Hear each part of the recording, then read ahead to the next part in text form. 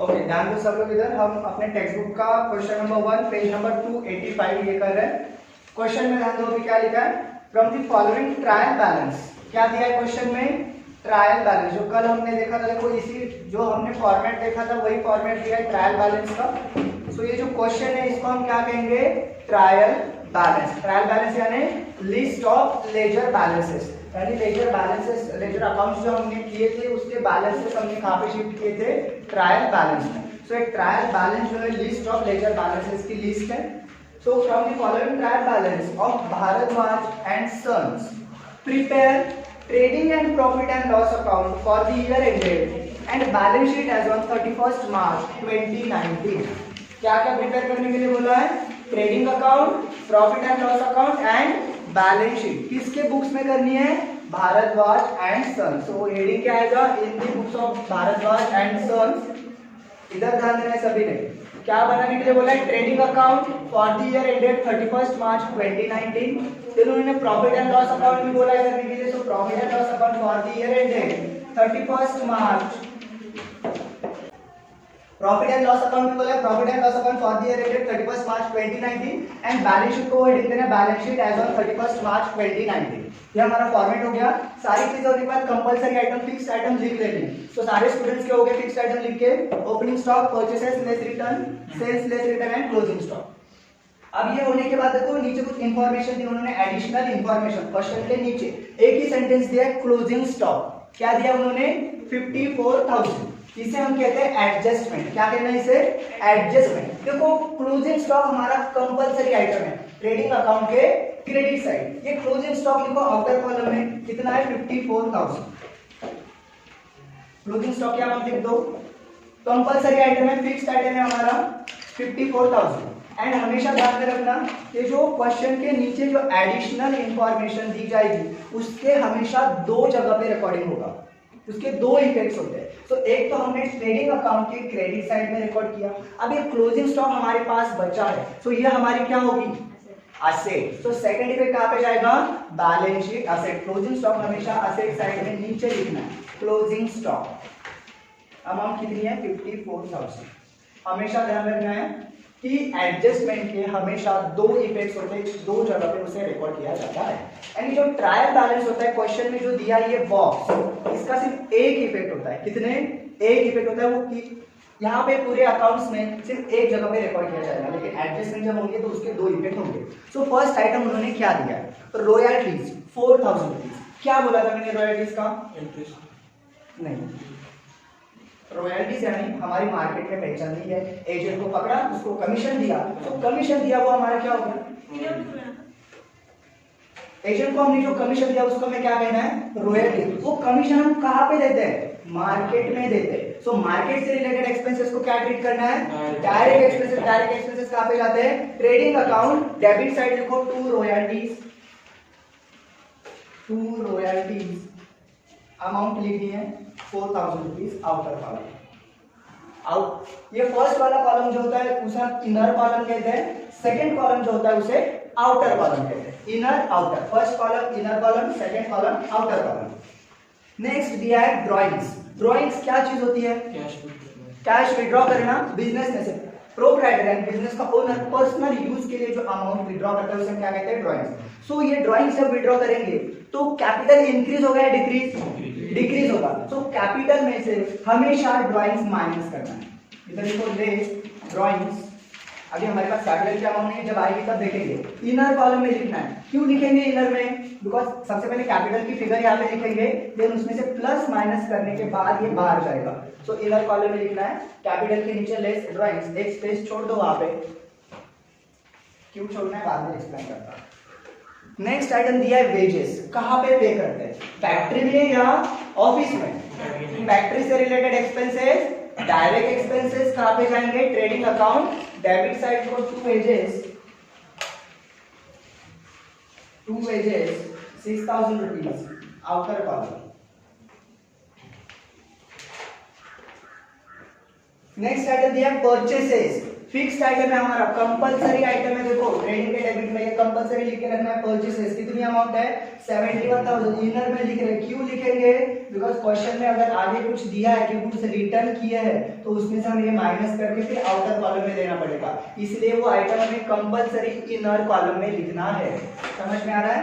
Next item है cash, asset, asset cash, इसमें कोई बताने की जरूरत नहीं, कैश हमारे एसेट है, असेट साइड लिख दो कैश। बैलेंस शीट असेट में कैश हमारे पास है 10,000 rupees, outer column. Next item है sales return, sales return fixed item है, सेल्स के नीचे देखो रिटर्न लिखा है, कंपलसरी आइटम है, क्रेडिट के डेबिट में सेल्स के नीचे लेस रिटर्न 5,000, रिटर्न के सामने लिखो इनर कॉलम में, बिकॉज इनर में क्यों लिख रहे हैं, सेल्स की अमाउंट लिख के उसमें से माइनस करके फिर आउटर में जाएगा। नेक्स्ट दिया बैंक, बैंक यानी असेट, बैंक यानी वो बैंक बैलेंस है 40,000 बैंक बैलेंस, ये हमारी क्या है असेट, तो लिखो इधर बैंक, बैलेंस शीट असेट में लिखना है बैंक 40,000। नेक्स्ट आइटम दिया उन्होंने इंश्योरेंस दिया है, एक्सपेंस हो गया हमारा, पैसे चले गए, सो डायरेक्ट या इनडायरेक्ट, डायरेक्ट कैसे, उन्होंने फैक्ट्री इंश्योरेंस ऐसा वर्ड मेंशन किया है नहीं, फैक्ट्री से रिलेटेड, अगर फैक्ट्री इंश्योरेंस ऐसा वर्ड होगा तो फिर वो डायरेक्ट, लेकिन उन्होंने ओनली बोला इंश्योरेंस, फैक्ट्री से रिलेटेड नहीं, ओनली इंश्योरेंस। सो ऑफिस में इसका ट्रीट करना हमें इनडायरेक्ट एक्सपेंस ट्रीट करते हो, कहां पे रिकॉर्ड करेंगे इसे, प्रॉफिट एंड लॉस के डेबिट में। लेकिन अगर फैक्ट्री वर्ड होता, फैक्ट्री इंश्योरेंस, तो फिर वो क्या होता, डायरेक्ट एक्सपेंस क्रेडिट के डेबिट में जाएगा। प्रॉफिट एंड लॉस के डेबिट में लिखो to insurance 1,000 rupees, outer column. समझ में आ रहा है? क्या कर रहे हैं, आइटम उठा रहे उसकी जगह पे उसको रिकॉर्ड कर रहे हैं और कुछ नहीं। नेक्स्ट आइटम दिया फर्नीचर, असेट है, असेट में लिख दो फर्नीचर, अमाउंट है उसकी 34,000, outer column. Next item building, ये भी हमारी प्रॉपर्टी है, असेट है, बिल्डिंग लिखो बैलेंस शीट असेट में, बिल्डिंग 1,20,000, आउटर कॉलम। नेक्स्ट है सन्ड्री डेटर्स, डेटर्स यानी हमारे कस्टमर, कस्टमर को हम पैसे देते हैं या हमसे पैसे मिलते हैं, मिलते हैं, जब मिलेंगे तब क्या होगी, असेट होगी। तो सन्ड्री डेटर्स कहां पे रिकॉर्ड करना है, बैलेंस शीट असेट में। सन्ड्री का मीनिंग क्या होता है, बहुत सारे, यानी बहुत सारे डेटर्स हैं उनके पास, बहुत सारे कस्टमर हैं, so sundry debtors 1 lakh rupees, balance sheet asset. अब डेटर्स अगर आप असेट में लिखोगे तो क्रेडिटर्स कहां पे, लायबिलिटी, करेक्ट। नेक्स्ट आइटम दिया बैड डेट्स, पैसे डूब गए, लॉस कहां पे, लेकिन डायरेक्ट इनडायरेक्ट, गुड्स तैयार हो गए, बेच भी दिए, उधार पे बेचे, अब पैसे नहीं मिल रहे, सो गुड्स तैयार होने के बाद होने वाला एक्सपेंस लॉस है, कहां पे, indirect loss, profit and loss account के debit side to bad debts. Bad debts यानी पैसे ना मिलना, पैसे डूब जाना, 1,000 रुपीज, आउटर कॉलम। नेक्स्ट उन्होंने दिया सन्ड्री एक्सपेंसेस, एक्सपेंस हुआ है, प्रोडक्शन से कुछ मैच कर रहा है, ये कुछ बताया उन्होंने, हिंट दिया कि ये प्रोडक्शन से रिलेटेड एक्सपेंस है नहीं, सो इनडायरेक्ट एक्सपेंस क्या लिखना है, टू सन्ड्री एक्सपेंस, अमाउंट कितनी है 3,000 रुपीज, आउटर कॉलम। नेक्स्ट दिया है travelling expenses, travelling indirect expense, profit and loss account debit side to travelling expenses 2,000 rupees, outer column. Next item क्या है, ओपनिंग स्टॉक, फिक्स्ड आइटम है, compulsory item है हमारे पास ट्रेडिंग के डेबिट में, to opening stock 24,000, trading account debit side, outer column, compulsory है, fixed item है। समझ में आ रहा है? नेक्स्ट है कैरेज आउटवर्ड, प्रोडक्ट तैयार होने के बाद उसे बेचने के लिए मार्केट में लेके जा रहे हैं, तो सर पे उठा के लेके जाएंगे, टेम्पो में ट्रक में भर के लेके जाएंगे, तो उसके लिए जो ट्रांसपोर्टेशन चार्जेस पे करेंगे वो होते हैं कैरेज आउटवर्ड। सो प्रोडक्ट तैयार होने के बाद होने वाला एक्सपेंस है indirect expense. Profit and loss के डेबिट में लिखना है to carriage outward 1600 rate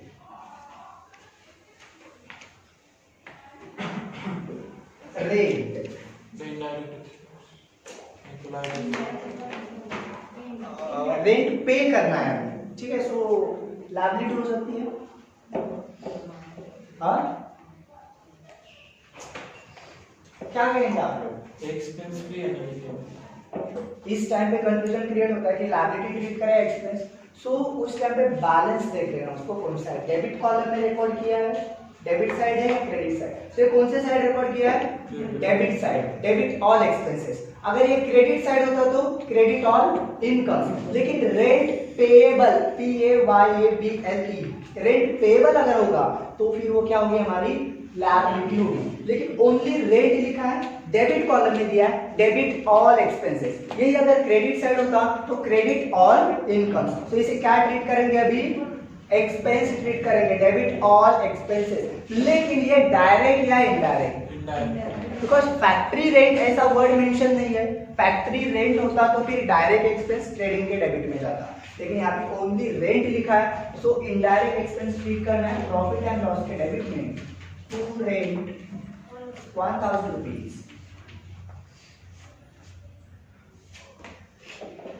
carriage inward कहां पे जाएगा? डायरेक्ट कैरेज आउटवर्ड P&L में। सो कैरेज इनवर्ड ट्रेडिंग में, यानी डायरेक्ट एक्सपेंस है to carriage inward 400 rupees after column.